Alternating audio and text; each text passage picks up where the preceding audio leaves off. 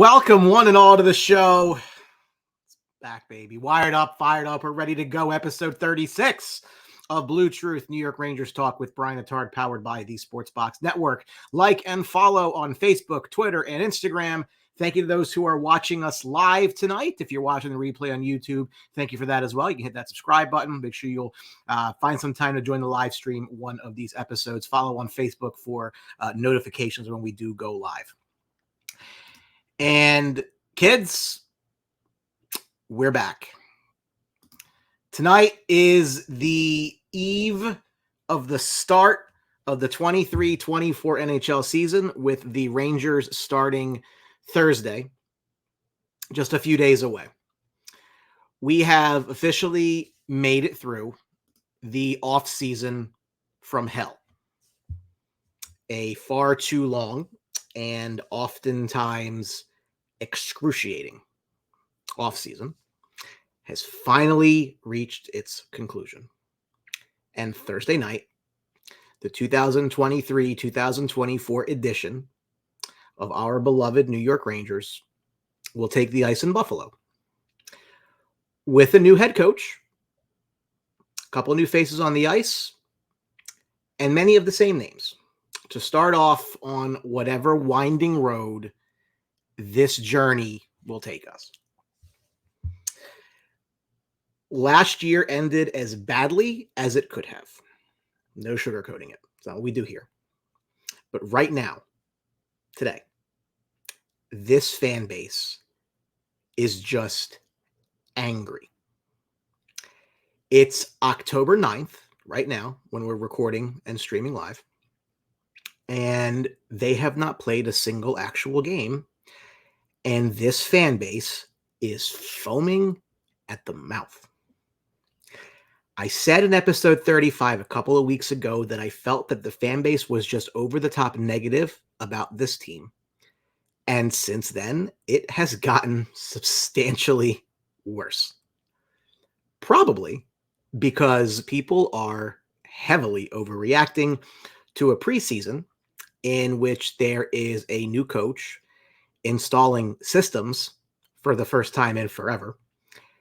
And they really want to see exhibition game wins. Okay. I'll tell you, it wouldn't surprise me in the least if the Rangers come out of the gate slow too. I'm expecting that. People can sit back and say it's the same team as last year. And, listen, roster-wise, not a lot of changes. 3-4 new faces on the ice. But there are four new faces behind the bench. And people, in my opinion, are severely underestimating what having coaching and systems and all of it can do for this group. Comments coming in. PJ, let's go Rangers, just days away. Yes, sir. Brian Fogelstrom, let's go Broadway Blue. Justin, let's go Rangers. Joe Garcia, what's up, brother? How are you? Yes, we got used to short off seasons. Even the COVID year, like the year ended in like August or September, whenever it ended, I forget now. And last year in 2022 was a run, and then last year, there's Carl, who went very, very active. Appreciate that. It's felt like forever. It's 1,000 paper cuts. It's everything that you hate about loving this team. Kenneth Richard, 4 cups in almost 100 years will do that, but you weren't around for the 100 years, right? So, I'm pushing 40. I saw one. I guess I'm blessed in the annals of Rangers time in that. Scott Goldberg, yes, we are starting Thursday. Looking forward to the start since the Giants stink. They are bad. Dmitry Yanoski, with all due respect, I have major concerns about Quick. We're going to talk about that. Structure. And Mark Brown, I will say it again, I am more excited about the coaching staff than the team. I need to take a minute, though, to address this, and I want to just get this out as we're early on here. The things that I see on social media are just nuts, with a capital N. There is literally nothing that they can do to appease some of these people. And I alluded to this in the last show. Everybody stinks. And then there's nobody immune to the shots from the angry sector of this fan base. I mean, there were multiple people that were beside themselves on the BlueTruth post noting that Johnny Brodzinski and Ben Harper were waived to go to Hartford. Johnny Brodzinski, who would have been the 13th forward, and Ben Harper, who at times was admirable filling in last year, but was at best going to be their extra defenseman. And you would think that they had released Wayne Gretzky and Bobby Orr. It was just wild. People essentially stating that they should have gotten rid of Alexei Lafreniere and Keandre Miller to make room for Johnny Brodzinski and Ben Harper. Like, I kid you not. I cannot make this shit up. These are legitimate comments that I see. Go look. Don't take my word for it. I am all over Facebook, the BlueTruth page, and the Rangers groups, all over the place. And the stuff that I see blows my mind. People are just insane, and they want something to be mad about. That's it. People the other day were mad that there are 5 alternate captains. As if this is some new development. As if the Rangers didn't have this exact setup a few years ago. Like, this is what they do. They use different alternates at home and on the road. And a new coach, Peter Laviolette, didn't see a reason to take an A off anybody and thought that Adam Fox deserved one too. You gonna disagree with that? It's Adam Fox. People just want something to be mad about. They see players, and I like to think that we've done a nice job of keeping people abreast of injuries, and they see players out day to day, and they call them soft, and they bring up these conspiracy. I saw a conspiracy theory that Lafreniere wasn't really hurt; he was trying to get off the team because he was day to day the other day. I mean, apparently we should be having players play through minor injuries in games that don't matter. Sure, makes sense. Yeah, absolutely.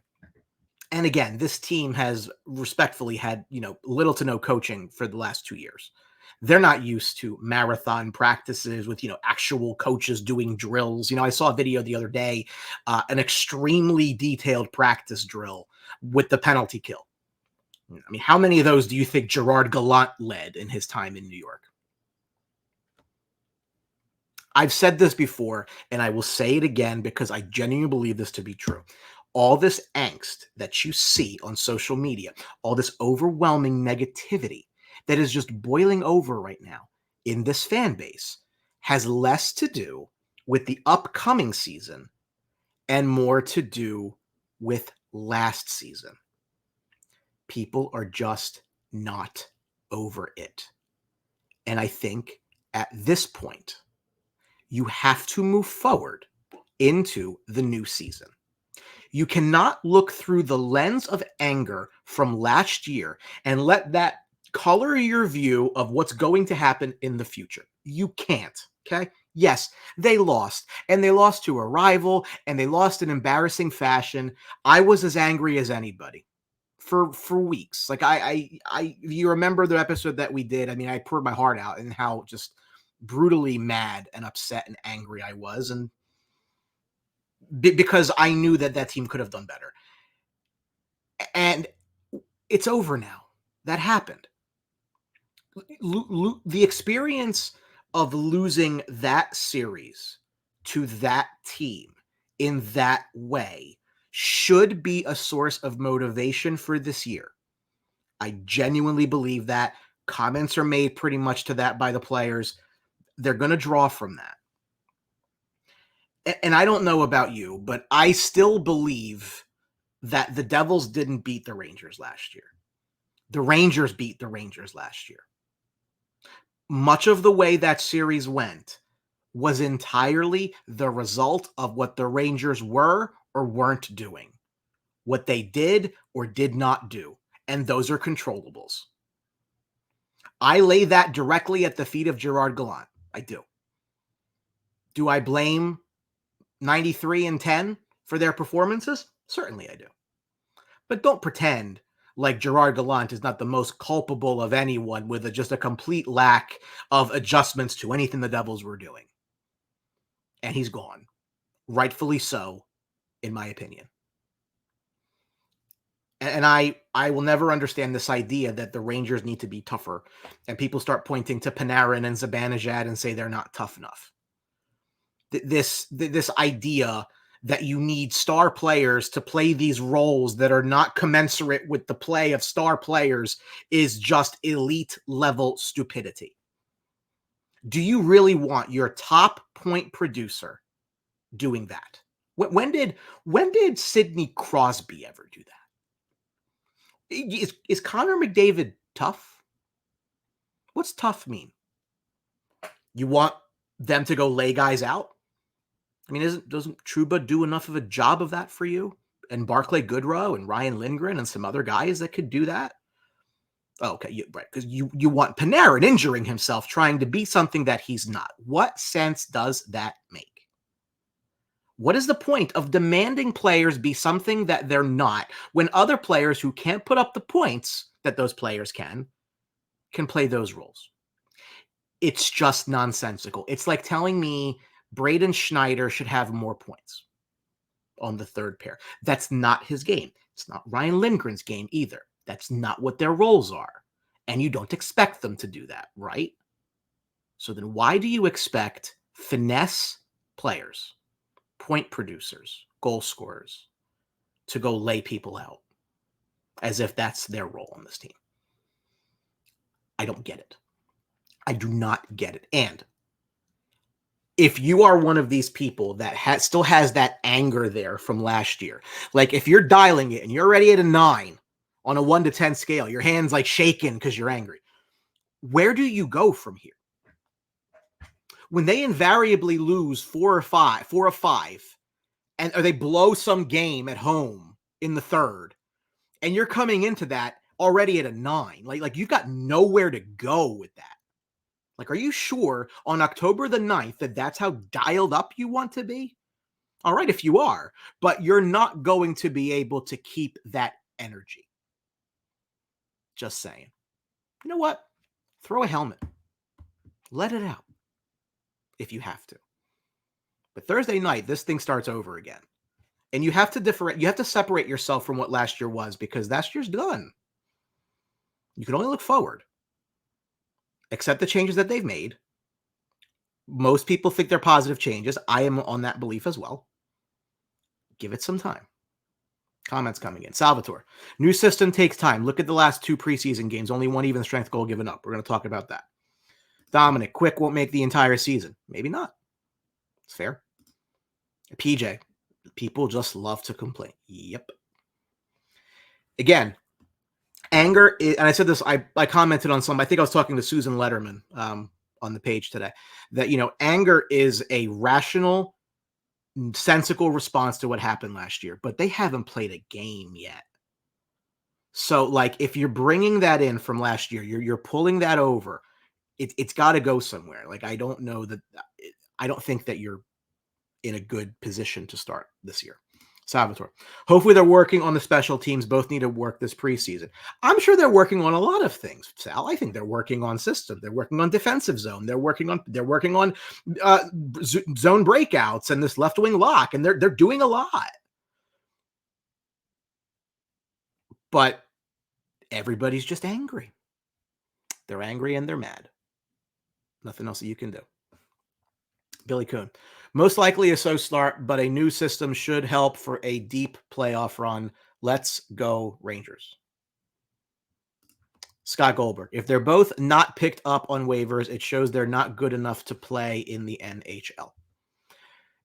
Scott, it's not necessarily that, but like teams have their rosters, right? Like this idea that like we're beside ourselves over the 13th forward and the 7th defenseman, I don't understand it. Like if that's where you are, that like you can't even deal with that. I don't know. John Radigan, I have no problem with the roster and lineup. My concern is, what are we, a cup or bust team or a patient organization that will give the proper time for young kids to develop? Which I can answer that right now. They are a cup or bust team. There's no question about it. They're going to be a cup or bust team. They're not in the business of developing young players, which we'll talk about the roster construction on the show as well. They're in it to win it. Absolutely. No question about it. This is not about nurturing anybody. This is not about bringing kids along slowly. This window's shorter than we all want it to be. And I think that that's where they are. They are, and we'll talk about, odds and things in this show. I think it's important to kind of set some expectations because I think people are just off their rocker. Shannon, I think that's a new name. Welcome aboard. I am with you. I can't handle the negativity. I like to have optimism for every new season. Well, I think that, well, not just that, Shannon, but I think there's actually legitimate reasons to be optimistic, right? Because a lot of the holes they had last year with limited resources, they really did fill. And we're talking about, like I said, we're going to talk about the roster in a little bit, but it's not rational. Peter, my brother, anger and stupidity are not the same. No, it's not. But you can be angry about certain things. But when you transfer that anger over into things that don't matter, like the 13th forward and the 7th defenseman, like at that point, you're just taking it to a direction that's not rational. At that point, you're literally just, being angry for the sake of being angry, and it transforms into stupidity, in my personal opinion. I'm not saying I'm not saying for you not to, hold something from last year and you want a different result, change the ending. I get that. But the idea that you're just holding this all from last year, like you got to go somewhere with it. Like a whole new season starts on Thursday. And what happened last year doesn't matter anymore. So there's Susan saving it for January. Yeah. I mean, look, we'll talk about this. It's going to be a little rough to start probably. Like if you're already dialed up to, loud, you can't keep it up all year for sure. Facebook plus New York Rangers, one of my favorite places, my favorite teams. It's going to take time. Cup run was similar in 14. It'll take a level of compete night in, night out. Lineup is fine. And that's coaching, isn't it? Things they were missing the last couple of years. Carl, have a feeling Kako's going to have a breakout season. I concur. I think he's in a good spot to do that. And PJ, no reason to be angry now. Every team has 0 points. And that's exactly where I'm going with the next topic. I will also ask you all that if you are watching, feel free to like, follow, share, subscribe. When you give a like to the show, that signals to Facebook to get it out to more Ranger fans. So love to pump the viewership up, love meeting new people. So if you can, give a like on the show. It does help. You can follow the page. You can share it if you'd like to. No requests there, but also you can subscribe on YouTube if you feel like that. Next question on the board. Should you be concerned with the Rangers' 1-5 record in the preseason, with permeating questions about the effort levels of certain players? The short answer is no, and the long answer is, of course not. It's not like these guys were in any real danger of losing their jobs on this team. The days of making the team for veteran players is gone. The main roster had nothing to play for. Some guys did, like Cuylle, and he went out, played real well in the 5 games, and forced his way onto the team. More on him later. I watched all the games, as I'm sure you did as well, and a few of the games, you're watching this and it's a quarter of an NHL roster or half an NHL roster. I mean, you're not talking about the finished product on both sides. The games just don't matter at all. Not even a little bit. At the end of the day, preseason games are nothing more than elaborate practices with somewhat of a live studio audience. This is my thing. Like, you kind of want them to make the mistakes, and you want them to make the mistakes now so they can learn from the mistakes now. And there absolutely were mistakes, and they're going to continue to be mistakes. It's a new coach coming in, installing actual systems that the players are expected to play within for the first time in a long time. If you win all of your preseason games, You start the regular season 0-0. If you lose all of your preseason games, you start the regular season 0-0. It doesn't matter. It seems to matter to people now because, again, people cannot move past last year. So everything that's got a shred of something less than insanely positive is just amplified negativity. It's not as bad as people make it out to be. How someone can take preseason results as any sort of harbinger for any kind of season coming is insane. And I know that I'm using the words nuts and insane a lot tonight, and I don't have better words to describe it. I don't. This is insane behavior from our fan base. Comments coming in. Boris, agree. Kako looked good. Laffy looked like crap. It's preseason. Peter, that's exactly my point. It's not anger anymore. It's stupidity. Yes, I understand. I understand. PJ, yeah. Who cares? Who cares? Patrick, brother, I have a feeling that Quick is not going to make it a full season as the team's backup. What do you think? Well, I wouldn't rule that out. I think Garand played well and can be called up to the opportunity. But there's something about that, Patrick, I'm going to touch on later in the show with Igor, where it might not really matter that much, but we'll talk about that for sure. And you with a goaltending background will probably appreciate it. Robert Scatini, the preseason is for one purpose and one purpose only, figuring out what your opening roster will be. It brought us with Cuylle. I call it a success. I mean, I can't, again, I mean, do you prefer to win the games? I guess. Do you really care? No. This is practice. Let's talk about practice, man.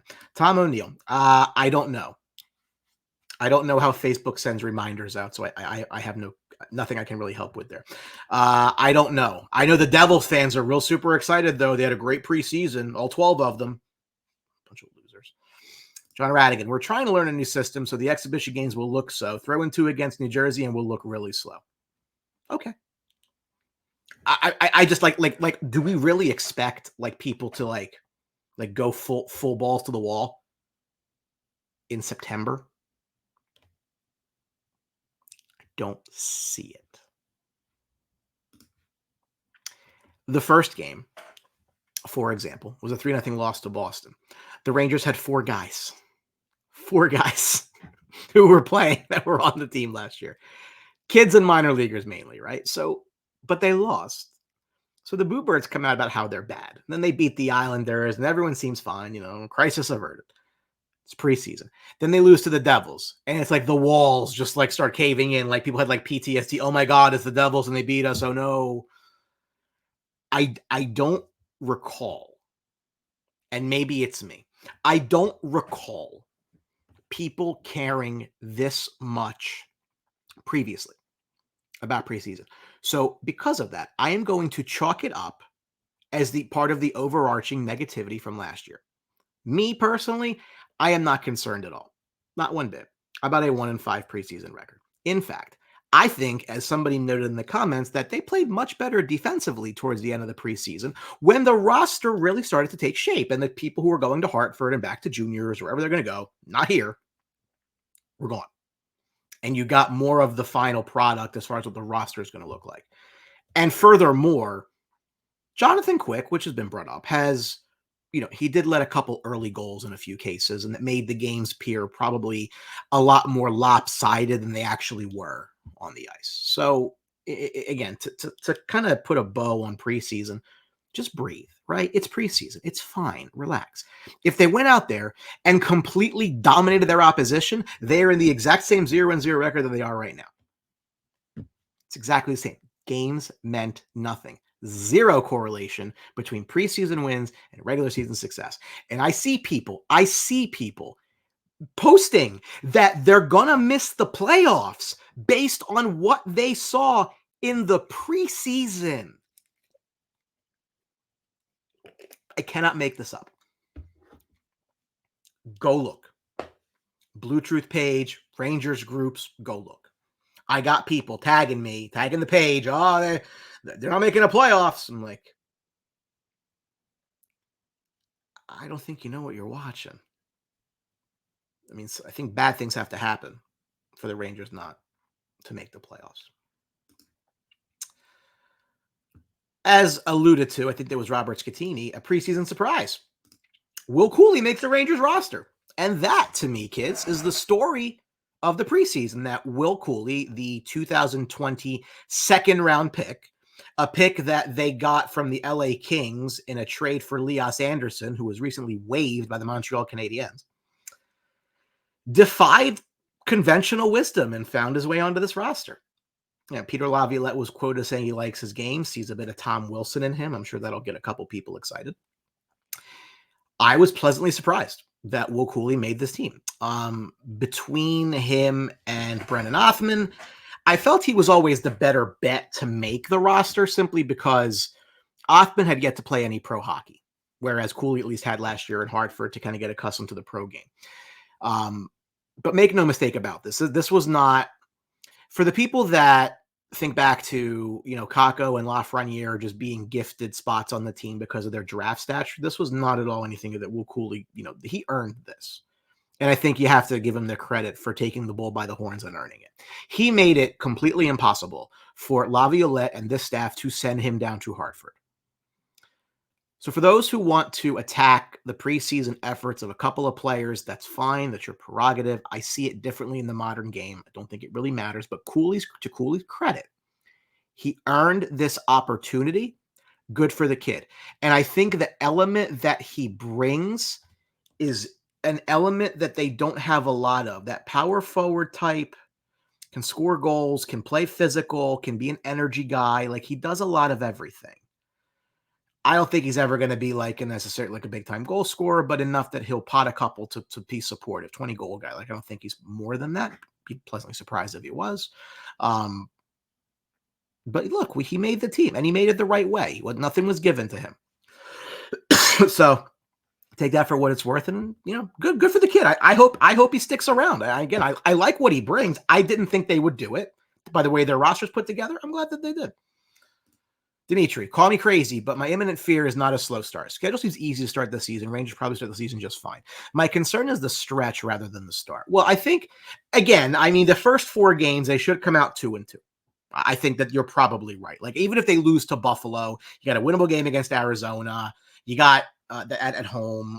They got Columbus and I think Nashville. I think that's the first 4. So you should come out at least 2-2, maybe even 3-1. Even if you drop the first game, I think Buffalo will be improved this year. Only Laffy and Quick concern me. Again, I think it's Lafreniere. Lafreniere is the one that everybody piles up on. This kid's young. I don't really, but whatever. PJ, I hope Cuylle gets significant ice time, not 6 minutes a game. Well, we're going to talk about line structure and where I think he's going to be. And I think that if I think he's going to be, it's not going to be a 6 minute a game experiment. So I do think that he earned it into a spot. Tom O'Neill, Will was the most visible. He wanted it. He earned it. I'm excited on him making it. Cuylle for Calder. Well, if Connor Bedard cracks a kneecap, maybe. Will could have taken Laffy's spot. Okay. And then what do you do with Lafreniere? Realistically, it's too early. Too early, Sam. John, team will work with Cuylle around. Pleasant surprise on Cuylle. I like his game. Stephen LaPalme, this guy, a pom-pom waiver type fan. His assessment of this team weak, though he is spot on about Cuylle. If you watch this show, believe me when I tell you the last thing that I am is a pom-pom waiver for this team. I don't believe in it. I don't think that saying you're unreasonably negative is waving pom-poms. We're going to go through, the odds and things as to where the team is and everything like that. And again, Steve, if that's the take you walk away with, I don't know what to tell you, because the last thing I am is a pom-pom waiver for this group. They are what they are. Doesn't do anything. The color of the jersey doesn't make somebody better or worse. Brian Fogelstrom, excited to see what Cuylle, a prize for this team, earned a spot, some young spark with scoring upside. Again, the team has not done a whole lot to make him successful. I would like to see him in a role and let him sit there. We'll talk about that when we go through roster construction right now. We're going to do a final projection of the roster with line combinations and defensive pairs. And, we know now what the roster is. minus one guy, I think we pretty much knew what it was going to be. And as we said before, the days of veterans having to make the team in a dead in a hard salary cap league where the contracts are guaranteed. The people who want to beat their chest that Panarin shouldn't make the team, and people exist that do this, have no idea about anything. It is what it is.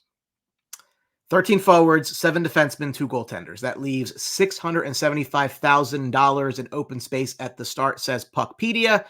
That projects to $3.1 million in space at the deadline, so they will have some room to do what? Unreasonably positive is the mark of the pom-pom waiver. I would like to... where have I been unreasonably positive?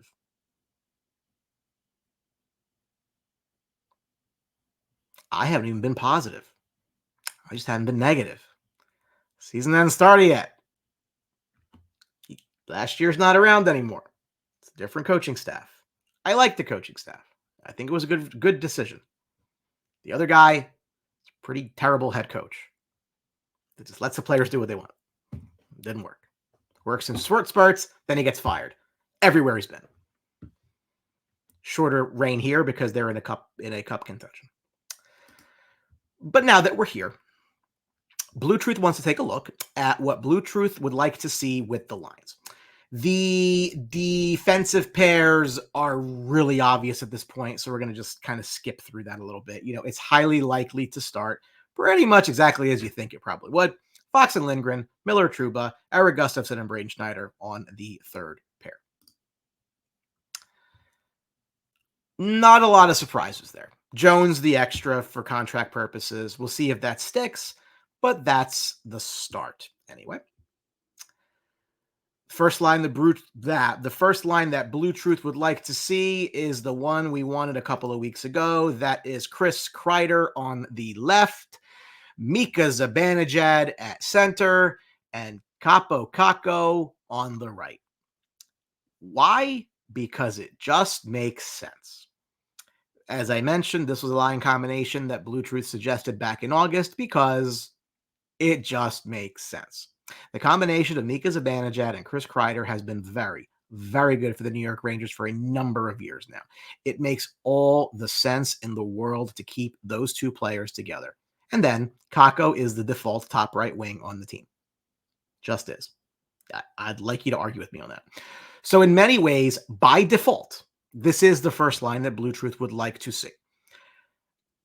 It is very crucially important for the future of this franchise that Kaapo Kakko succeeds in the first right wing role, because if not, there are more and more questions about the makeup of the roster into the future. Has to be Kakko's spot, in my opinion. It just makes sense. Let's not overthink this to start. Okay. Steve, hang around to the end of the show and you'll see why they're a shoe-in for the playoffs. It has less to do with them and more to do with everybody else around them. So we'll talk about that. I don't get it. I don't get it. I think they're waiting for someone to take that spot, and Mika can't take a face-off. That's why Trocheck's there. Let's see how it finishes. Power play was good last year. I mean, there's certainly, you don't just change for change's sake. Like, that worked last year, right? We'll talk that through. Dominic, we're going to talk about VC. So that's coming on as I go through this roster. Rock, you don't expect full balls to the walls, but, well, I guess you're talking about preseason. Trocheck's not your guy. I can understand that. Well, again, then if Trocheck's not your guy, you'll appreciate the following. Line number 2, BlueTruth would like to see is a combination of Artemi Panarin in his spot on the left wing, Philip Hedl moving up into the 2C on the right side, Alexei Lafreniere. Now, this was also a line that BlueTruth suggested back at the first look in August, and nothing really has changed. People are going to point to Lafreniere's preseason. They're going to be upset about it. That's what we do. It's far from the standpoint of roster construction. If we're going to move Lafreniere to the right side, it's not because he's going to go play third line. If that's the case, you leave it on the left, right? So Was his preseason good? No. Would you have liked to see more? Sure. Maybe anyway. But also, Heedle being out didn't help much here either. I maintain that it makes sense for this team to have the 6 most talented players in their top 6. And this is the way that you get there. With Kreider, Zibby, and Kako on 1, Bread, Heedle, and Laffy on 2. The only way that I think Lafreniere doesn't end up on the right side in the top 6 is if they acquire someone later on. Or maybe they sign someone who was on the team last year and might want a second shot in New York and who's currently a free agent rehabbing a hip injury in case you know anyone. In that event, then yes, Lafreniere would almost certainly slot back to the third line left side. But the vitriol on Alexei Lafreniere is fever pitch. He's not even 22 yet. He's been jerked around by 2 different coaches. Like, at some point, he needs to be given a role, a prominent role, and just left there to grow. Left there to just swim or sink. Again, his 5-on-5 numbers are good.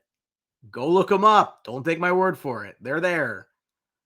If you give him adequate power play opportunity, his overall points production absolutely would have been better to this point, and all of this talk would be muted, and you know this to be true. If he had had a 50, 60-point season, nobody's having this reaction. But he doesn't have a 50, 60-point season, and a lot of that has to do, in my opinion, with opportunity, whether you want to hear it or not. He produces at 5-on-5 among the top players on this team. If he had some power play time, he'd get more points. I'm not even trying to defend the player here. Like, the player's got to work through it. Some of it's on him. But that's just a fact. Why is Alexei Lafreniere scoring more 5-on-5 goals than Mika Zibanejad? Why is that? Well, Mika's got power play time, so his numbers look better. It's not hard to figure out. Love that line combo. Guys, by the way, I'm a huge fan of Two Guys, One Cup. Great Ranger show. Check those guys out. They're wonderful. Blue Shirt Underground. Great show. They're wonderful. All Rangers content. All wonderful. Please check them out, because this is what's going to get us through this year together, is getting a lot of different perspectives on things. And I enjoy hearing a lot of people's thoughts when they're rational and not filled with anger. PJ, Keaton, that's 30 this season. I mean, again, when you look at that roster, and we're going to talk more about point production later in the show, but I do think that bodes well for Heedle, that line right there. Preseason effort aside, you got to give Laugh top. Thank you. That's on the 20 games. 20 games. Why do we feel this need to just, again, the reason that Gerard Gallant was impatient was because Gerard Gallant didn't have a clue what the hell he was doing. His system is let the veterans figure it out. And then the kids didn't work well with the veterans, shockingly enough. And the kids work better by themselves, shockingly enough. I can't. Laffy might be benefit to Panarin, take off some pressure. Yeah. Again, he's going to be the third wheel on that line. And then as he gets his confidence, look, that skill is there. It didn't go away. Give the kid some time. Heedle's going to be a monster this season. Call that pom-pom, but as much as Kakko needs to be the top right wing, Heedle needs to be the 2C and thrive. I agree. Now, Sav, it's not first overall standards. Okay, I'm not disagreeing with you. How many first overall picks play third line? Because those teams stink. So they end up on the first line, top 6 at the very least, with ample power play time. Like, they're just given every chance to succeed. That didn't happen here. David Quinn said it. Go back to the Cam Strick podcast. He said, you have a team that you need to be fair to. Like, you just can't put. That's why Kakko played fourth line his rookie year. Who was that benefiting? Like, I think people just sometimes see things for what they are. Love you, Brock. Keep up the good work. It's a great show. You guys do well. PJ, Laugh getting this hate is nuts. Majority of 1 picks. Thank you. Yes. Why do we not? Are we not allowed to say that? It's true. It is. Do you Do you think that Tim Stützle matures the way that he did in Ottawa if he was here? Put Stützle in the exact spot Lafreniere was the whole time. What are his offensive numbers? Oh, and I love that one. I was talking to some guy. I forget his name. It was not that important. Oh, I said that the Rangers should be taking Tim Stützle in the round. Do you have a screenshot of that prior to the draft? Because you were the only person in the world that would not have taken Lafreniere 1. Please. People need to be in touch with reality. Dave Birnbaum, who could not name one player on the Flyers, says thank you and good night. Your team stinks. You stink. Brian, we know Panarin loves to pass. Getting Laughing Heedle some more shot opportunities isn't at all a bad thing. Picking up what I'm putting down. Joe, calm down. This is calm me. I'm calm. I am calm. The team I'm calm about. It's people that drive me nuts. Hey, yo. Scott Hall. Joe Garcia. If Stützle gets the same opportunity, yeah. Okay. That's my point. I'm telling you right now, they trade this kid somewhere else. He gets the shot, he's going to blow up. And you're going to be like, wow, how stupid are we? I see what you're picking up there, Tom. Picking up what you're putting down, Tom. All right, line 3. Line 3 is where there's a bit of a change. Line 3 is going to, for me, end up as Will Cuylle on the left wing, Vincent Trocheck in the middle, and newly acquired Blake Wheeler on the right-hand side. We talked about Will Cuylle earlier on. What's great about this trio for me is it creates the potential for this two-way threat on the third line. This line would pack some offensive punch for 1, play well defensively for 2, and can grind for 3. I would prefer Trocheck on the third line in this spot versus on the second line in more of a scoring role. I think he slots in really nicely as a third center. He might not be an ideal 2 center. Yeah, he can play the role, not really that well. But if you put him as a 3 center because Heedle's just outplayed him, totally on board for that. And if you add in the size and what Wheeler can do, it's a nice complement to the other 2. I like this line a lot. And I really like, frankly, because I'm going to get to the 4th line here in a minute, what the presence of Will Cuylle making this team, what it allows the 4th line to be constructed. It resets a lot of things. Comments. Your glasses are really going to fall off your face. No, they're not. They're fine. If the Rangers took anybody other than Laffy, the first overall pick, the fan base, no, Robert, everyone is genius now. Total genius now. Oh, I would never have taken Alexei Lafreniere. I would have taken Quinton Byfield. Quinton Byfield is just now playing left wing. He was drafted as a center. Nobody was taking Quinton Byfield. You don't get to rewrite history because you weren't like the player. He was always the pick. It's a heavy line. It is a heavy line, but it's a heavy line that can actually do some damage as well.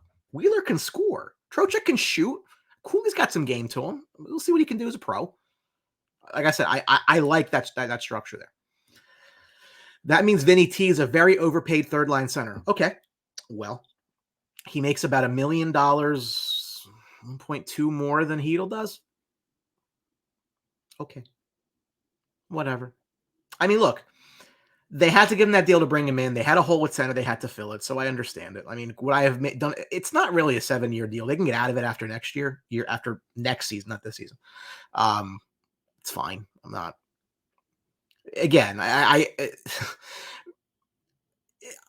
don't have as much of a problem with Trocheck on the third line as I did with one of the guys on the 4th line and what they're paying. Right. Neil. What's up, Neil? Do you see a problem with Kreider, Lafford, Fox playing PP1, PK1, as well as playing on the first line of first D? I think there's an issue with overplaying them. I don't disagree with that. But you play your good players. Like Mika has been unbelievable on the penalty kill. I mean, he's just good at it, right? Like that's just what he does. So what I think, Neil, I think a solution to that is to actually run some more balance on your power play, which I think Laviolette will do.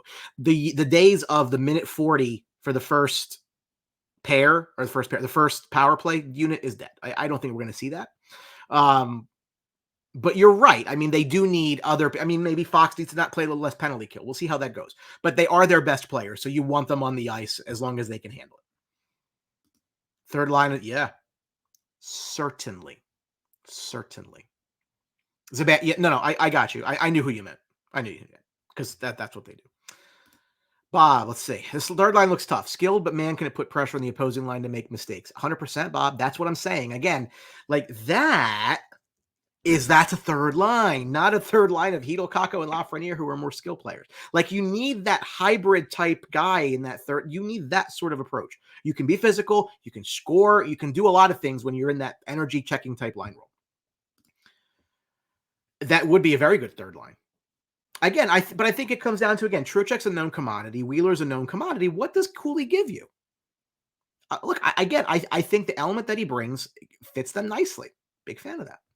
Peter, Kakko, shoe in for first light wing. Raffi must play top six, which is a third line, shoe center, more offense than Troke, who's better suited for 3C. Love the Cuylle Troke Wheeler third. That gives you a good fourth line, which I'm getting to. You're picking up what I'm putting down. John, that's why players most struggle in New York when they're expected to be good. No patience. Team will never now have big name players here out to sell tickets. Don't let people make you crazy. That's why this team and fans needs more dynamic toughness. I don't know. T-Bone, we were chatting back and forth. I hope you didn't think I wasn't angry at all, by the way. But we were going back and forth. I think we had a conversation around what toughness really meant. Tom Scavetta from Review and Preview. If you're in New York sports, check them out. They got a great Giants show, despite the fact that the Giants stink. It's really good content. Hoping for the best. Do Alexei Kakko take the next step? I like Kakko a lot this year. I got him in fantasy late in a keeper round. I'm going to feel good about that. I think this is the year for Kakko. If not now, then when? I think when has become now. Dimitri, unrelated question. Is there a YouTube live link for this show every time? So YouTube isn't live. YouTube, we post the replay the next day. It's also live on Twitter. You can check the Sportsbox page at Sportsbox Sports on Facebook or here, or it'll be on YouTube tomorrow for on demand. So, but I appreciate the care there. Hopefully the text is important. Steve, I appreciate you taking the fire. That's fine. Thank you. Agree on your third line combo. However, laugh as a top six forward will never work. Mark my words. Maybe not, but you got to see. It's a waste not to see. He has the talent. The talent's not the problem. It's getting it out of him. Again, I can... Why are we surprised that young players didn't work well with Gallant unless they played with each other? Because there's no coaching. The 35-minute optionals, they that didn't work, right? He let the players do their things. Of course, the power play one's going to be out there for a minute 40 and pass it around. I mean, that's what they did. Now there's coaching. Yes, let's do that. I feel you. Well, put on the do not disturb. Those texts aren't important. They're probably Islander fans. Screw them. Bob, Kakko looked absolutely all in as we saw him talk to Kreider after his goal, learning like a sponge. Kakko, again, we talk about how Lafreniere has been jerked around. Kakko's been jerked around too. Fourth line with David Quinn was here. Gallant had no idea what to do with him because it worked with the veterans. I mean, again, just if you look at it through that lens, everything else makes sense. So now you bring in a coach with some structure, and now things work. Again, I think Kakko breaks out in a big way this year, in a big role, and then he solidifies that first right wing spot for the next half a decade. And now you're good. Now you have that spot taken care of. Now you can worry about everything else.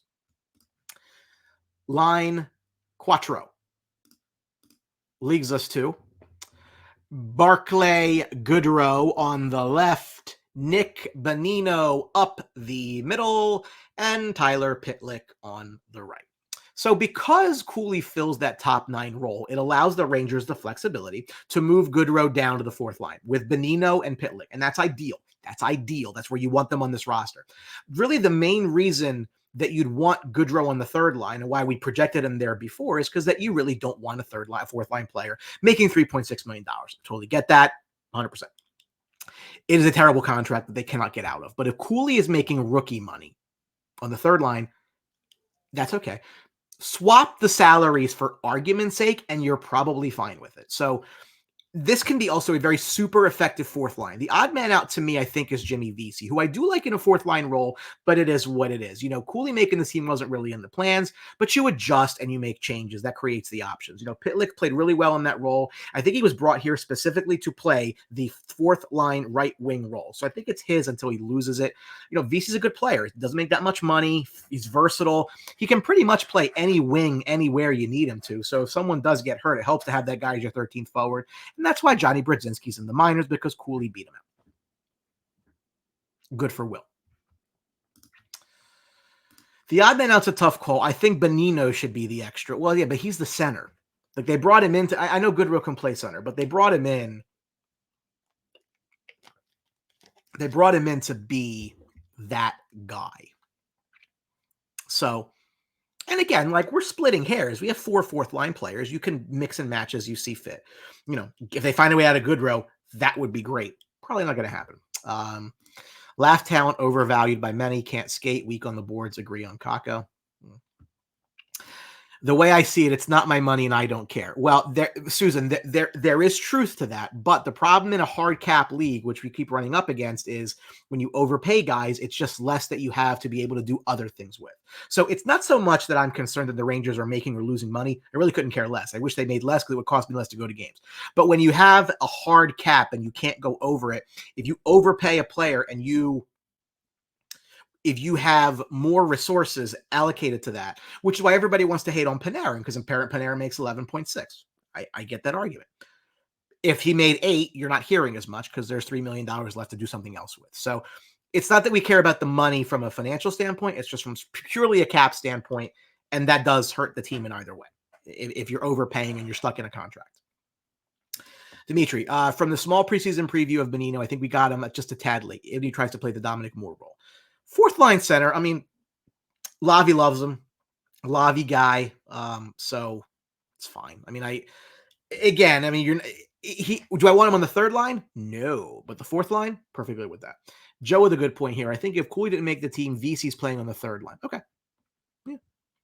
Salary-wise, they are there. They have to make it work. Right. But let's just say, if Goodrow is making $2 million, then there's another 1.6 they could apply to somebody else, fill a hole with that. So, no, I understand what you're saying. I think we're on the same page with that. So, I agree there. What was last season we were most concerned about the 12? I mean, again, Tom, I think it's just holdover anger. In the real world, most teams, Goodrow will be the third line center. Then the salary is correct. It's probably still a touch high, Sal, but it's better. Yes. You feel better about it. Yes. T-Bone. I think if Laffy gets plenty of opportunities with Lavi, it'll be all up to him to play hard and play smart. Yes. Again, I'm not saying put him there and that's where he is for the rest of the year. He does have to earn that time, but he should be given that opportunity because that is the type of player he can be. Regardless of your criticisms of the player, he's put up 40 points last year. 39, sue me, 40, whatever. Without really playing any power play time. Like, that's not, if he got any power play time at all, that would be a 50, 55 point year. So, like, again, I think people are, it's permeating negativity. He just happens to be the whipping boy right now. Do you see Cuylle moving up to the second line if Laugh struggles and they flip-flop to see if that works?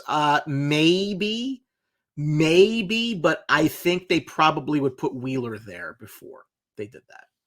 Like, if Lafreniere is back on apparently Cuylle can play both sides, right? But I think what would happen there is Wheeler would move up.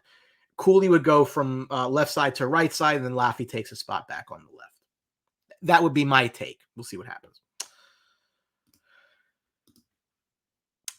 Where I want to have a bit of a detailed conversation is about Ranger season totals, player stat over-unders, and betting odds courtesy of DraftKings Sportsbook. I wanted to take stock as to what expectations are for the team and some of their key players. So I went ahead and I collected odds from DraftKings Sportsbook as to what the numbers are, what they really could say about what the Rangers are going to do. What are they expected to do? I've got some numbers on goals and points for expectations for some of the big names, but also some team numbers that could indicate how they think the team is going to finish. I'd like to hear your thoughts as we go through this. So when you see these, give me your comment, give me your over under or whatever your thought is, and tell me where you stand and why. I do want to hear from you on this one. This one's to be a little bit more interactive, so I'm going to take my time, I think, going through this. First and foremost, the Rangers betting odds for goals for Mika Zibanejad. Where did I just lose that? Oh, I'm sorry. I had the clip. I think I just got there. It is 35.5. Sorry. I'm still getting used to the new interface here of StreamYard. Mika Zibanejad's over under for goals is 35.5. Give me your over under and tell me why. Last year he had 39 goals in a full 82, 20 of which were on the power play. 29 power play goals the year before. Or I'm sorry, 29 total goals the year before. So they're basically in the middle of his last 2 years of production. Between 29 and 39, average out 34. You're right there, about 35.5. My gut feeling is that he falls a little short of this number. I say that because I feel as though Laviolette is going to, as I mentioned, balance the power play a little bit more than Gallant did. And I think that they're going to have a legitimate power play unit. So Zibanejad might not have as much power play time. I think Zibby's for sure a 30-plus goal scorer, but I think he might fall a little short of 35.5. Just my gut, because he's not going to have as much power play time, and over half his goals last year came on the man advantage. Kevin, over. John Howarth, under with less power play time. Exactly. Kevin says he sniffs 40. Tom says Mika can hit that if he stays healthy. PJ saying under 32. Sav, if healthy, is over. Dimitri, over. He's very consistent. Even as play time goes a bit down. Need to see better 5-on-5. Okay. And Peter says just under. Yeah, like I said, I'm not saying he's going to fall way short here. Like I'm in that 30 to 35. I think he's a little short. But I just think he's like comes in with like 33. So I'll be mad that I bet it if I took him. That was Mika. Chris Kreider. Chris Kreider also has 32 goals and 35.5 goals as his number. I had a clip. I don't know where it is. Hate this thing sometimes. Let me see if I can find it. Anyway, that's coming in. All right. Kreider had 52 goals 2 years ago, which blew away everybody's expectations. Of those 52, 26, just half, were on the power play. Last year, he scored 36. We all kind of thought that he'd fall back from the 50-goal area. There's my Chris Kreider clip. I know I had it. Surprisingly, though, when he scored the 36 goals last year, only 8 were on the power play. So even if he can continue just what he does at even strength and pot a few more on the power play, a little bit of mean reversion there, I think 36 is absolutely doable again. So I would take the over on Chris Kreider, 35.5 goals. PJ, Kreids under, Dimitri under, Kevin under, Scott under, Dimitri low 30s for Kreids. Tom, over. As long as he plays with that chip that was planted on his shoulder from the early exit. Joe Danzo, Kreider has to get 40 goals because he only gets 12 assists a year. I think he had 4 shorthanded goals. That's true. I didn't look at that. That's good info. Bob says Kreider's got 40. Sal wants the over. Sav says 36 to 39, which just takes him over. Anyway, so those are the two players that are there for the team leading goals. So you can actually bet one versus the other who leads the team in goals, who has more goals, Kreider or Zibanejad. It's the same exact odds as betting the number. So, Kev, both are linked. They go back to the Mika Bond from Ovi's office. Do they go to Kreider deflections on the power play? Interesting point, because, that's what the power play that they ran in Washington when Laviolette was there. So he could play the Ovechkin role in that, which he did a little bit, obviously, last year. He could go back to Kreider. Sure. They are symbiotic, so I could see that. John Howarth under, because I hope and expect a more balanced team. Everybody's favorite whipping boy, Artemi Panarin's over-under is 28.5 goals. Panarin put up 29 last year, playing all 82. The year before that, he had 22 in 75 games. So he has not scored 29 goals or more in consecutive years since his first 2 in the league. If he's going to be on a line with Chytil and Lafreniere, which is my projection, or even somebody else on the right side, whatever, I think he's going to continue to be more of a playmaker than a goal scorer. So I'm bullish on the idea of Hedl playing with Panarin for Hedl to set a career high in goals. I definitely see that happening. There's no odds on Hedl. Panarin looking to feed him in that role. So I think that the goals number for Panarin is a little bit on the higher end. So I go slightly under on the goals. I think it ends up closer to 25 than it does 28 and a half. Kreider is best net front in league. Fox is going to set him up all year. I'm here for it. Over on Kreids. Danzo, trade him. Not going to happen. PJ Gray, over. Losing the hair makes him tough now. Cheers to that one. So, yeah, he's a beast now. He's a big gang biker guy because he shaved his head. Panarin shaved his head, automatic 30. Faster with less hair, take the over. Scott says under. Sav says over with he's determined to be a 100-point player with 30 goals. Bob says Panarin reminds me of Cam Atkinson. Bread needs to have 30 goals. Well, that's pretty high praise for Cam Atkinson. Flyer. Under for Kenneth. Said he's paid more for his playmaking and his assists. Boris takes the over with his new hair. Mark Brown says under 1 in the postseason. Well, that's not productive. I know you are. I know you are. Sal under takes 27. John over because he was hurt most of the playoffs from last year, determined to prove more. Susan said he's more aerodynamic. Brett will fall short on goals, but lots of assists. Kev calling for 25 and 65. Well, I'm glad that you gave me a point total because that's the next one. So Artemi Panarin's point total is over under 93 and a half. So points wise, I see him clearing this number. So he had 92 points last year, 96 the year before. He's had 74 and 63 assists the last 2 years. I think this will be Panarin's first 100-point season with a lot of assists. In fact, did you know that if he gets 90 points this year or more, he will be the 4th season that Artemi Panarin gets 90 points or more as a New York Ranger, which will place him as the only Ranger in the history of the New York Rangers to have 4 90-point seasons in New York. I know, but he stinks. Like, he's terrible. Get rid of him. Anyway. Playing with a shooter like Hedl, I think will do well for him and well for Hedl. I think it's a really good match with each other. I think you'd also play a central role in elevating the game of a Lafreniere or a Kakko or whoever else ends up in that spot. So I think depending how that shakes out, big year incoming for Panarin. I like over 93 and a half points total. Peter says over. PJ says over. Thomas says 94. Chad Roberts says over. Johnny, I do. Salvatore over. He's on a mission to prove people wrong. Sav has him going over the 100. Yeah, I think this is a good year for him. Again, I don't know that his goals are there, but I think that he definitely gets a lot of that point production through passing. Scott over and rises Laffy's goal total. Concerns about puck possession on his line. I say under. Well, I mean, if Kakko slots there, you probably feel differently. Al Rastelli says under with many exclamation points on Hedl there, on Panarin there.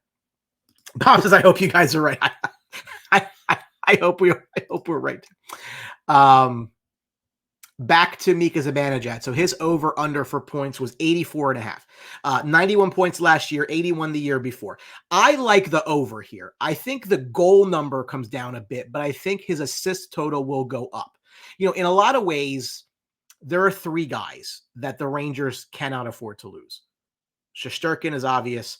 Fox is obvious. And then I think Zibanejad is the number 3. Like, I think he's one of the ones that was most impacted by the way the playoffs ended last year. So I think he clears this number with relative ease. It's basically the average of last year and the year before. The average would be 86. It's a touch under. So I see another, big scoring year from him. I think that's what he does, is the element that he brings. I would go over on Zibanejad, and I was under on his goals. So I'm trying to be very matter of fact here. And this is not everybody's going over, guys. I'm not doing this, but I do think that some of these numbers are a bit low. T-Bone, I agree. Bread's on a mission to break 100. Sal's wants the over. Does DraftKings refund if they don't play a certain number of games? Not that I know of, which is always the risk in betting overs. I don't think that they do. It would be nice for Mika to get 93.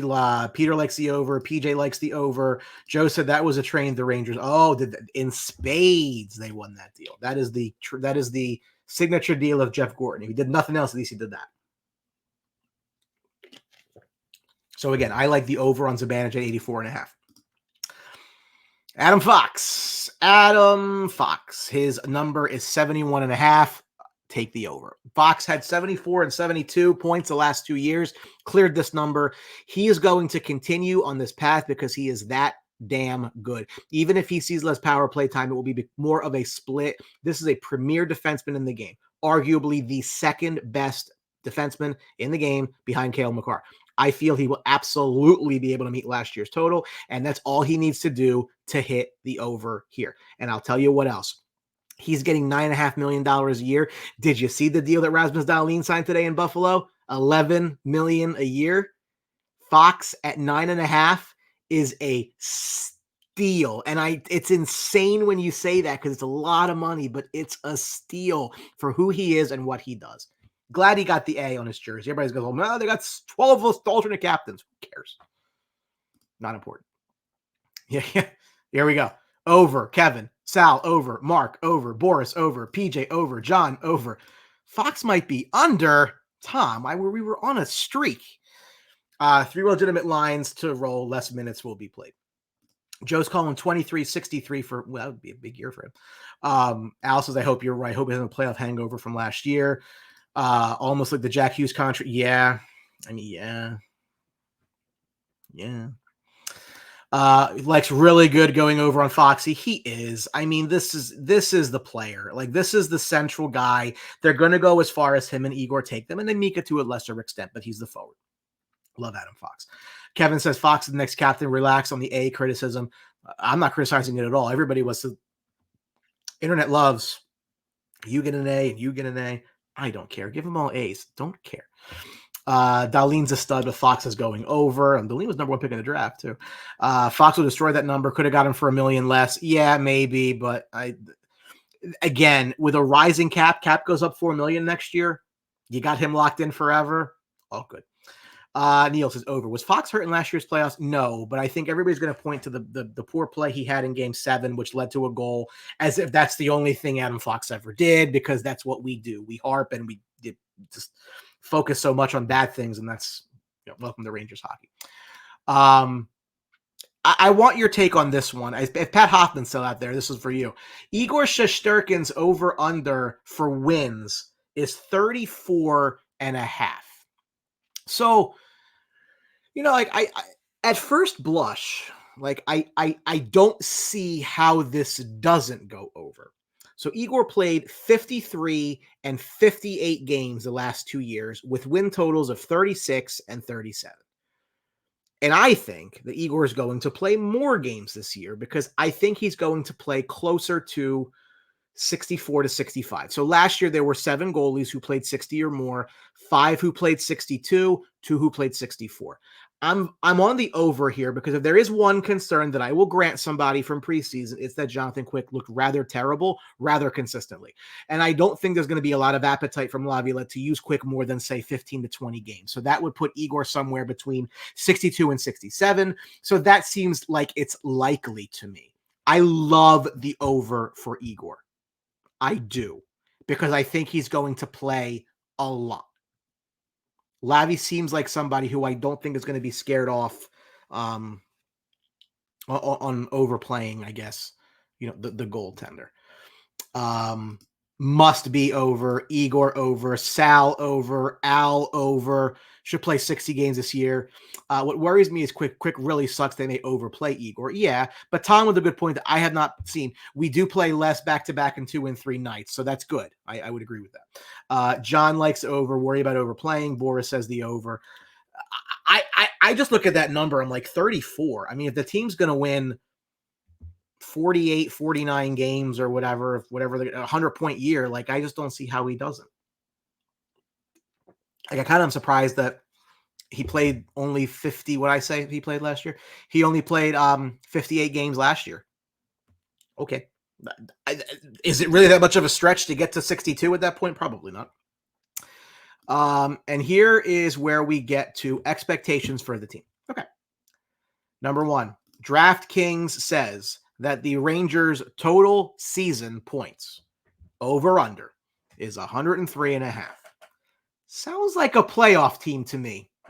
Maybe that's just me. Whatever. Rangers last 2 years, 110 and 107, while coached by a moron who let them do whatever they want. This number, I will say this. So this number is interesting to me because I do expect there to be some growing pains out of the gate. And that's what's giving me pause. The Rangers struggled last year up until the helmet throw. They were 11, 10, and 5 in their first 26. And then if the first 10 or 15 are an adventure, then I think it's hard to ask them to go on the run they did like they did last year. They went 36, 12, and 8 after that helmet throw. Just great numbers. Because of that, I can see them falling a little bit short of 103, but I don't think it's by much. I think that number is probably right on, unless they come out of the gate better than I think. Then they could absolutely exceed it. But I think they're probably about 102, 103 is where they're going to end up, because I do think there's going to be some growing pains on the front end, and that's what makes me think it's going to be hard. Let's see. Joe takes the over. Your numbers could that's true. Yes, if Shesterkin gets hurt, yes, I would agree with that. Fox, another Ranger disappointed in the first round, really focused, wants redemption. Yes, I agree. Bring back Halak. Why? PJ 109 over. Kev says slightly in there at 103 because yes, I think you and I are on the same page there. 105 third in the division. 105 to 110 says Sal. John says under in this crazy good division. Let's talk about how crazy good it is in just a minute. If they go under, they miss the playoffs. No, I think like 92 points gets you in the playoffs. It did last year anyway. Something like that. And I'm not worried about them. We'll talk about that. Tom, over. More practice. There'll be more games. More practice time. But, well, yeah. Okay. Sad. I take the under. Never know about injuries. He's better than Quick. I don't know that he is. And he was 0-5 to start last year, Al.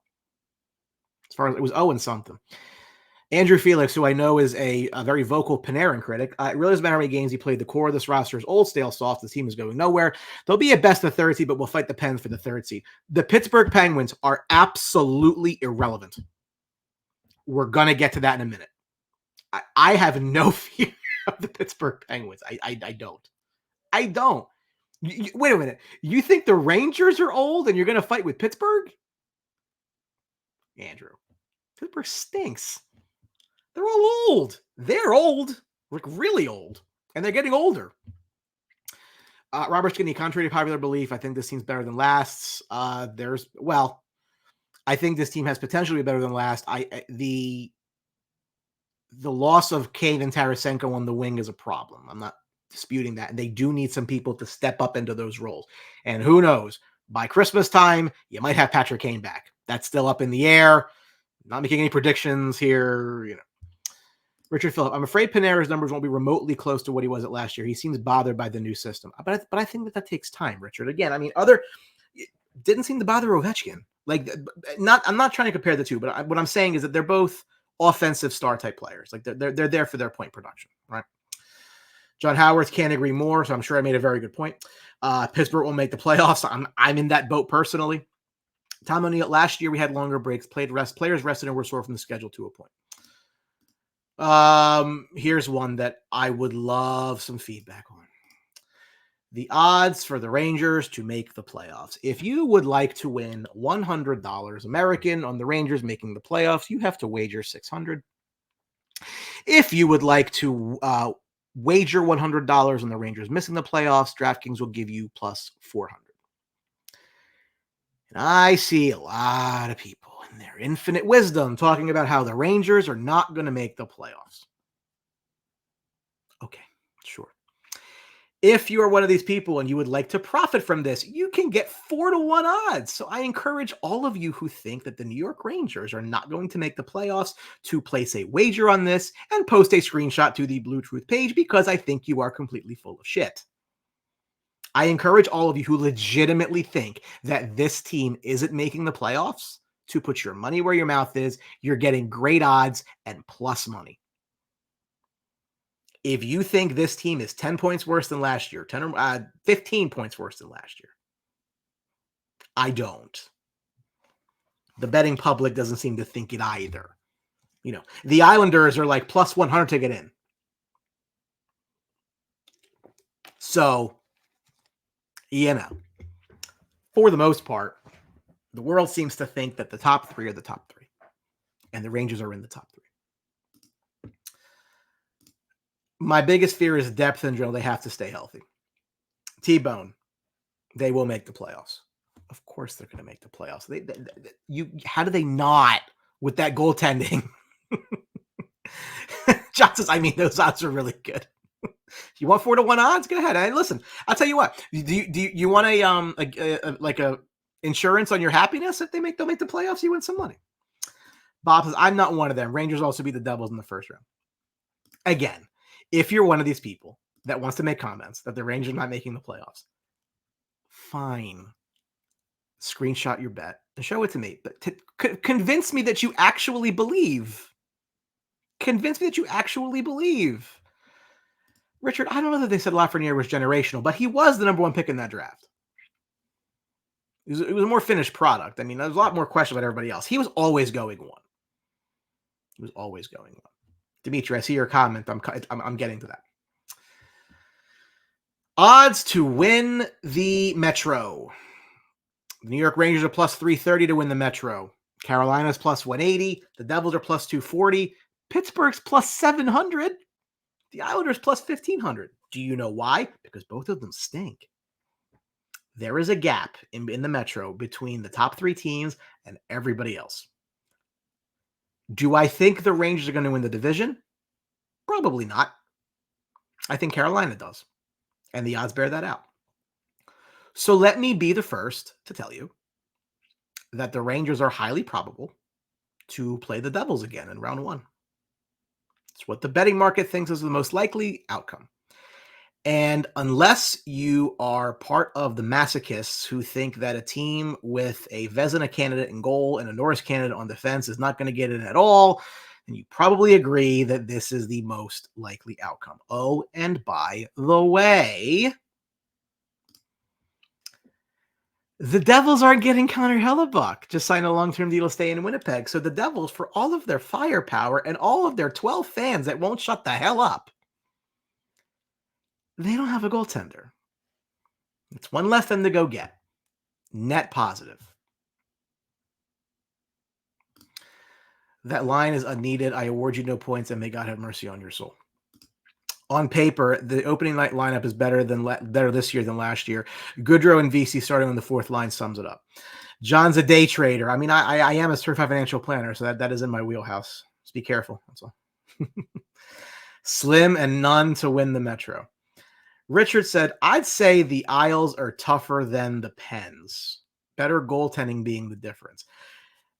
I think it's dog shit number one and dog shit number two. I don't like any of them. Pittsburgh, people want to talk about the Rangers being old. I think the average age of Pittsburgh is like 100.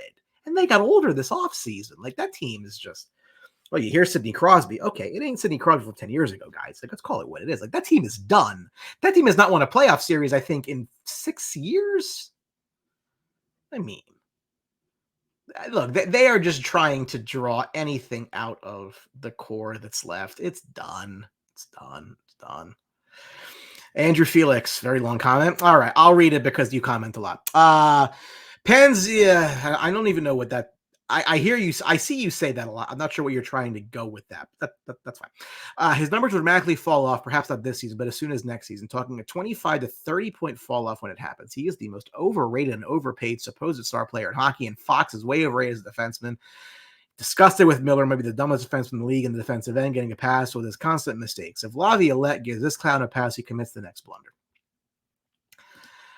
Andrew, I don't know who you like on the team. These are their core players. So, look, you're free to your opinion. Are you, Andrew? If you're betting the Rangers to miss, that's fun. I just like some proof that you believe that. That's all. I'm sure that you do. I don't know that you want to bet against your team. Most people don't, but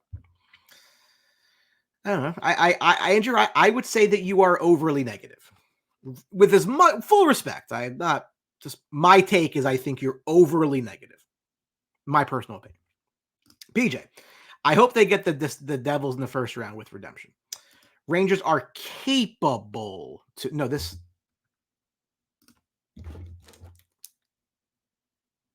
Fruit Punch Zero. I'm half addicted to it. Yes, no Hellebuck. Yeah, screw New Jersey. Dozen people are pissed off. John, they try to keep Howard Crosby happy, give him hope at this point. Not a threat at all. No. Listen, the teams behind us, I am not worried about. The teams ahead of us, different conversation. Their floor is third, in my opinion. It just is.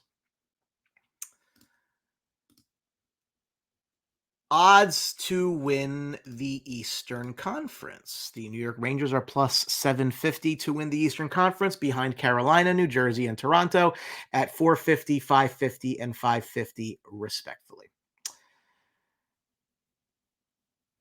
Fourth best odds in the East. And you all think they're awful. Okay.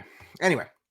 Yes, the much maligned Rangers have the fourth best odds of any team in the Eastern Conference to represent the Eastern Conference in the Stanley Cup Finals. And yes, it is true and troubling that two of the top three are also in their division and in their way. And I agree that that is not ideal, not even a little bit. But they don't have Shesterkin and we do, and that absolutely can be the difference. If you think back, way worse Rangers teams made long runs with an all-world goalie.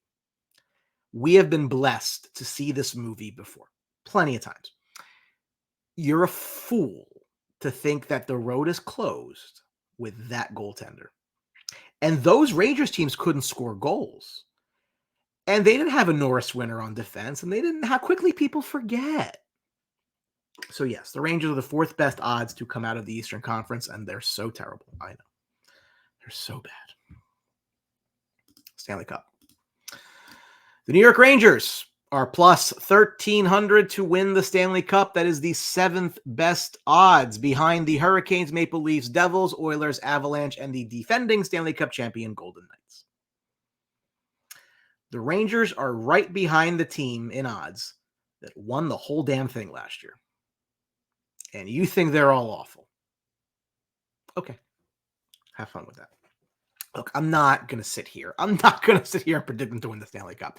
They very well may be out in the first round again, right? In all likelihood, they will have to face Carolina and New Jersey to get to the conference finals, and that is absolutely asking a lot. Their road is probably the toughest in the league, as it was last year. None of this is going to come easy, but this nonsense that they're going to struggle to make the playoffs when three teams are guaranteed to get in from the Metro, and every team outside of Carolina, New Jersey, and the Rangers absolutely stinks, is again people just being angry to be angry, and you're mad at the way they lost last year. Let it go. Let it go. Thursday night, the world begins again. Kev says that's worth a $100 bet. PJ says Carolina continues to be the phase in the East and will keep shitting the bed. That's possible. I get the flavor of your crowd in this podcast. Talk to me in March. I should blow up the team. Well, they can't blow up the team because they have a lot of long-term contracts that they're locked into. Send out another letter, which I'm betting they will in February of 2025. Well, I don't think Mika and Adam Fox are going to be fans of that. If they don't shine Shesterkin, I think that causes a problem. But they have a couple kids coming up. So, and I'm zero. If Igor can stay healthy and we get production from Kaki and Lafo, we can go far. Yes. Again, think back to those Rangers teams. They really weren't very good. The 2012 team that won the President's Trophy with Lundqvist in goal, they were down 3-2 to Ottawa in the first round. They couldn't score a goal to save their lives. They got to the conference final. Should have gone to the Cup final that year. The 14 team had no reason being there, and the 15 team had expectations and failed. East is a meat grinder. Sure. I have, as to you, sorry, this is Stanley Cup, but it It is a Stanley Cup or bust year. It's going to be, because this is what they've built. They don't have well, I will agree with Andrew, is that they don't have a long window. He'll tell you they don't have a window at all. It's his opinion. That's fine. To me, they have a window. It's this year and next year. You maybe can stretch it another one, but I think that's going to be tough, depending on the cap. They have a chance. They do. It's going to be very difficult. Very difficult. I mean, you have two really good teams ahead of you, but they don't have any goaltending. So,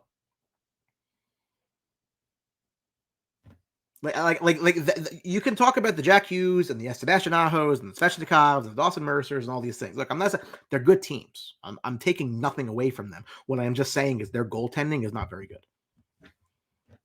And Igor can be the difference maker there. And they don't have an Adam Fox. Maybe Luke Hughes one day. Brent Burns ain't there. Tony DeAngelo ain't there. They don't have an Adam Fox. So the Rangers do have things that they can work with. Again, it is going to be difficult, but they do owe the Devils one. So I'm on record. I'd love to see New Jersey get in the first round, because they won't make that mistake twice. And this coach will actually have an adjustment so that the goalie is not at the bench screaming at people. They're going to sign Shesterkin. Actually, I'll tell you this. So, in my opinion, it was not the Henrik contract that cap strapped them. It was the Dan Girardi and Mark Stahl contracts that cap strapped them. So hot here. Hank was worth the money. The problem with Stahl and Girardi is they quickly weren't shortly after they were signed. And you knew it too. So my concern, heart of hearts, like if I look at somebody who I think the Rangers may give money to that concerns me, it's Ryan Lindgren. Because Ryan Lindgren reminds me so much of Dan Girardi that it's nuts. And like I can see them, and I'm not taking anything away from Ryan Lindgren, but like guy's a warrior. So was Girardi until he wasn't. And that fell off quick. That would be my concern, Richard, is not Shesterkin, because Shesterkin will be worth the money. It's Lindgren's deal that I'm concerned about.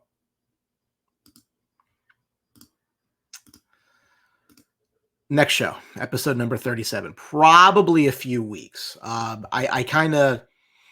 want to let them get it going, and I want them to actually give us something to be mad about that's happening now as opposed to happening in April. So again, if you are watching the show tonight, thank you all very, very much. I always worry about when I try to prep myself for the show. I want to make sure I give about an hour. We're closing it on an hour and a half. So that means we were very interactive. Thank you very much for that. I appreciate that.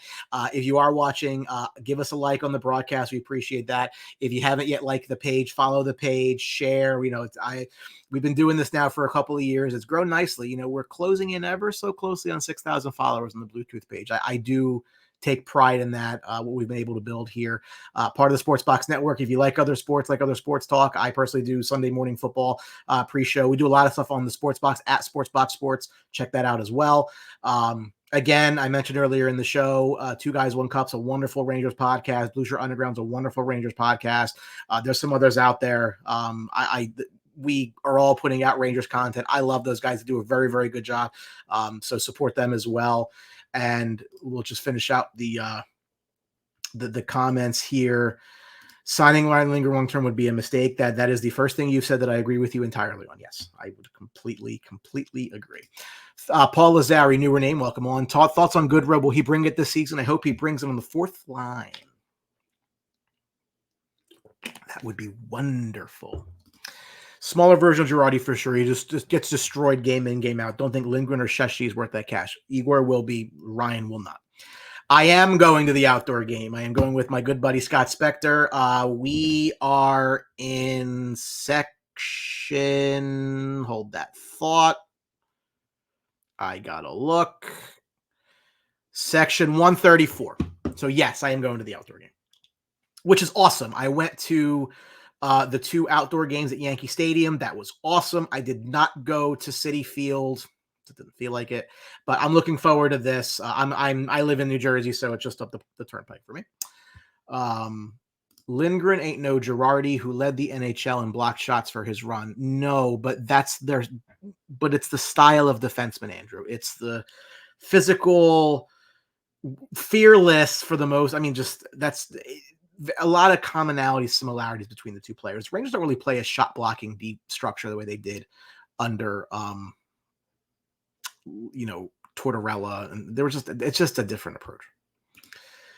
Yes, Goodrow was the mistake. Too much money. They can't get out of it. Lindgren's 4x6 is realistic. Dimitri, it worries me. It worries me because I don't. So I loved Ryan Callahan. I had no interest in signing Ryan Callahan to a long-term deal because I did not think that his style of play was going to be conducive to a long-term contract working out. I loved Ryan McDonagh. I had no interest in signing Ryan McDonagh to a long-term deal because I did not think that he was going to last. And in both of those cases, credit to McDonagh, won a couple cups in Tampa. That's awesome. But I think that I've been proven right on that. I didn't want to be, but that was my read. I just think Lindgren is that same mold, and that's what concerns me. He's even named Ryan, ironically enough. Bob, sorry to be late, but it was a great last hour. Thanks. Thank you, Bob, because this is all for you guys, and it's fun for me. Like I've had a great time. We've been talking for an hour and a half. It's felt like 10 minutes. I love talking Rangers hockey, and I will tell you as a podcaster, it is difficult at times to do a live on your own. I've gotten a lot better at it as I've been doing this for a while, but it all is based on the interaction, and you guys bring it every week. So every time we do the show. So I appreciate, all of the kind words and the interaction because it makes it a lot more fun. Kevin wants to do an end of the year recap, calling out everyone's predictions me tonight on the DraftKings odds. I mean, they're there forever, Kev. It's the internet. So I mean, I'm gonna keep these odds, obviously, but yeah, I mean, we can always refer back to this live. It's been recorded for the annals of time for kids 100 years from now to watch the things that we're saying about the 2023-24 Rangers. Dimitri, great show. Thank you, brother. Paul, how will we beat the Devils? Well, our goaltender's better than theirs. We probably won't give up the way we did with Gallant behind the bench. There'll be adjustments. Again, I don't think everybody looks at last year. Look, last year, they had them, and they just couldn't adjust when the Devils adjusted. The Rangers lost that series. The Devils didn't win it. Don't think that they can't go out and beat the Devils. They may lose against them again. I'm not saying that, but there's not this gap that people make it out to be. You want to give me all these offensive numbers? That's cool. Their goalie stinks, and they don't really play good defense on top of that, so the gap's not that wide. John, great work. As always, great insight. Thank you, John. Thank you for your interaction. You've been very active tonight. Again, the way that this works is when we talk to each other, and that's what keeps the show kind of going. And I love hearing everybody else's perspectives as well. Joe Danza, you speak the truth, also common sense. It's an easy listen. Great show. Thank you. We call it BlueTruth for a reason. Again, I know the person thought that I was a pom-pom waiver. I would love. It's a lot easier to be one of those, but I would love somebody to tell me that I'm like legitimately I don't do that. I don't do that. Hellebuck got 8.5. Yeah. Not in New Jersey. Thumbs up. PJ went to Citi Field. Awesome experience. Yeah, I enjoyed myself at Yankee Stadium. I went with my wife to the Devils game, and I went with my buddy Scott to the Islanders game. It was fun. It was cold. It was fun. Al, great show as always. Sorry I was late to the party. Listen forward to the next one. Everybody enjoy the rest of the evening. Al, listen, I know you and I sometimes disagree. That's cool, man. That's fine. I'm not someone who I have no ego, right? It's my take. It's your take. This is us talking Rangers hockey. So I appreciate your interaction for sure. PJ, great show, Brian. See you at Borelli's. I do want to get up there at some point. I probably, they're not going to like me up there. Let's go Rangers. Dimitri. Look, don't get me wrong. I am not diminishing Ryan Lindgren's importance to this team. I just don't want to pay him all this time. I don't want to commit myself to 7 years of Ryan Lindgren because the back 4 or 3 not going to be pretty. We're trying to be the best this season. Well, I hope that at least the top 2 both do well because I think you need that balance. I think that that's kind of the idea. I think if the lines are the way they are, if Lafreniere grabs the brass ring, I think that both lines can be very good. Very good. So, again, I don't know. We'll see. Andrew, the Rangers can only draft and develop forwards and defensemen. We get all our top players from other teams. Okay. Should we not have traded for Zibanejad? You think Panarin stinks? Is he top player? I mean, talk about the fact that from 2012 to 2015, as they were in the midst of their run, that they traded their picks away. So, like, it's not as if they had opportunity. You know, Chris Kreider was a Ranger draft pick. Saying. Yeah. Who scores the first goal of the season? Hopefully a Ranger. Mika Zibanejad. I don't know. Paul, thanks for the podcast. This rules. Hey, listen, Paul, thank you. I think you're a new name. If you're not new to the show, I apologize for not knowing that. You're new. Thank you so much. Again, follow, like, subscribe, and I try my best to keep up with a lot of the Ranger news as it breaks. Just because I want to get people informed. It is fun. Dominic says, Kako, PJ, let me know you need a guest for your live. I'm in. I would like to open up a little more. We had a couple people on at one point. I'm not against it by any means. It's exactly right. Callahan, same scenario with Lindgren. When's the next show? Probably a couple weeks into the season. Devils too fast for the Rangers. Well, they are a fast team, but that doesn't mean everything. But you have a goaltender. Defense wins championships. Does Igor score one this year? That would be pretty cool. Be cool if he did it outdoors. Section 143 in February. That's awesome. Yeah, I'll definitely. It'll be cool to see some of you guys there. I'll try to make that a priority when we're there. Kurt says Lindgren isn't being re-signed. We've been down that road before. I have a lot of concern about that. I think he will. I think he will, and I think that's if it's long, very concerning. 100%. The problem that you're going to run into is, GMs do these deals because they can, because they're hired now. They're trying to win now, and they don't worry about 6 years from now, because if they don't win now, they're going to be somebody else's problems. So I do think Lindgren gets signed. My concern is what the cap number is. Like, I would almost say if you want to give him 7 years at $3 million, like, it's just one of those things that, like, you figure it out at the end. Like, the buyout wouldn't even be that bad because it's a low number. I just, dude, if he gets a number starting with like a 5, like, I'm just not, like, that's gonna upset me. That is gonna upset me. Paul, Kreider will be here. I don't know that he finishes his career as a Ranger, because I think if they got to go look for money, he might be the one to go. Great show. Let's go. It's Thursday night. Let's go. I got my friends coming over for this in the Ranger room. Again, if you think you've seen my face before but didn't know where you saw it, I'm going to tell you where you saw it. And you saw it on this commercial on MSG Network, which still runs. So we closed on our house the day of Game 7 of the Eastern Conference Finals. I always joke with my wife that buying a house was the second most important thing going on that day. I think every third thought in my mind is about the team. I can't turn it off. My Ranger Man Cave was a project that I've always wanted to do when I finally got a house. Most wives would not sign up for that. If you remember, why you like the teams that you do, it's probably some of your first emotional attachments that you make when you're a kid. I can't wait to share that with him. When we can enjoy it together, it'll be the greatest thing. I love seeing my son that young. He's 5.5 now. He's in kindergarten, having a great time. He was reading the NHL Colors book and made the correlation that the Rangers were blue, and we don't like the Islanders and Flyers, and they're both orange. So I'm doing my best to raise the next generation. But again, that's if you if you didn't know where you saw my mug before, that's where you saw my mug. I've had that come up. Yes, yeah, he is. No, I think he is Girardi 2.0, but they signed him.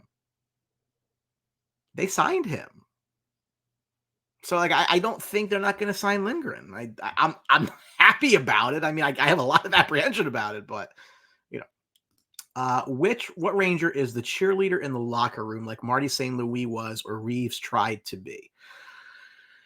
That's a really good question, right? Because it's definitely not going to be like an Adam Fox. Like that's not his thing. I don't know, Bob. That's an interesting point you bring up. I don't know that they have that personality this year. Excellent point by you. Yeah, I mean, Kev says Laffy has a cheerleader vibe. That's possible. Although it'd be kind of cool if he actually did something and then get the cheerleader vibe. Skinnier on blue. Listen, we all. Are you telling me that I gained weight or that I lost weight? Either's fine. It is what it is. But I mean, maybe I found some. I don't know. It is what it is. Joe saying, "Oh God, Joe, that would not be good." No, that would upset me. $5.2 million. How do you feel about that? They signed that deal tomorrow. How do you feel about that? I don't know. It scares the hell out of me. Paul, I remember that commercial. That's amazing. Thank you. Yes, that's my claim to fame. And it's changed over the years. Actually, I really should, take some newer pictures because we've added a couple things. I got a goalie stick wall now, so there's some things that we've done down there. But I'm never leaving here. Plus, interest rates are kind of crappy, right? I'm a finance guy. Thank you. I have found some as well, but I appreciate that. Thank you, Kurt. Thank you very much.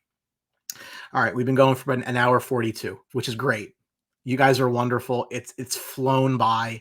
I still have like 24 people watching this late. Like that's just awesome. You guys are fantastic. I thank you so much for your time, so much for the interaction, for the likes and the shares. Let's keep growing this thing, and let's just have a good night Thursday night. Look, if they lose Thursday night, it's not the end of the world. It's gonna be okay. They could get off to a slow start. I'm mentally prepared for that. I'm okay. Like I'm not. It's okay. It's where you end up. Their floor to me is the third spot in the Metro. So I can really make the case.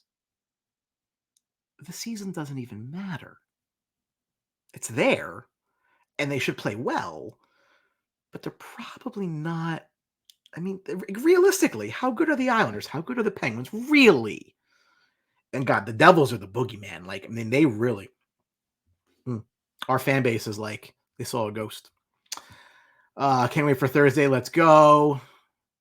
Let's see that shirt you're wearing. All I see is Mika. Okay. Well, so my wife is a t-shirt maker, and this is we had this shirt going for BlueTruth in the 22 playoffs. Mika, Crides, Foxy, Bread, Shesty, Laffy, and Troops.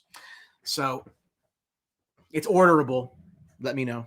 I can pass the information along. But yes, that's love the nicknames. Neil, hey, listen, like I said, if you're new, thank you for coming on. You've been on this whole time. So I mean, that means I must be doing something right. So thank you for that. It can't, you know what? Yeah, it can't get work right. We're going to come back here. It'll be like 6-1 Buffalo. We'll be like, what now? What now? PJ, kids can't wear that to school. I was reminded actually a week ago that I was thrown out of my freshman history class because I wore the Degeneration X 2-word suck it shirt. And the teacher said, well, the kind of shirt you wear to my class? I'm like, it's a wrestling shirt, sir. But I got thrown out of class. My dad thought it was funny. Whatever. It's fine. 2001 was 1999 was a good period of time. Anyway. All right, guys, listen, again, thank you so much. It's been awesome. Time has flown by. Keep your eyes on the page. Obviously all the news will be there. We'll do post game and stuff as far as just chats and things, and then we'll post the next show again. You're probably looking now sometime towards the end of the month. Let's let them play some games, right? If we're going to be mad about something, let's be mad about something current, nothing that happened 6 months ago. So again, thank you all for watching. It's going to be a fun ride. Let's get this baby going Thursday night. Let's go Rangers. And we'll see you in a couple weeks for episode numero 37. Take care, kids.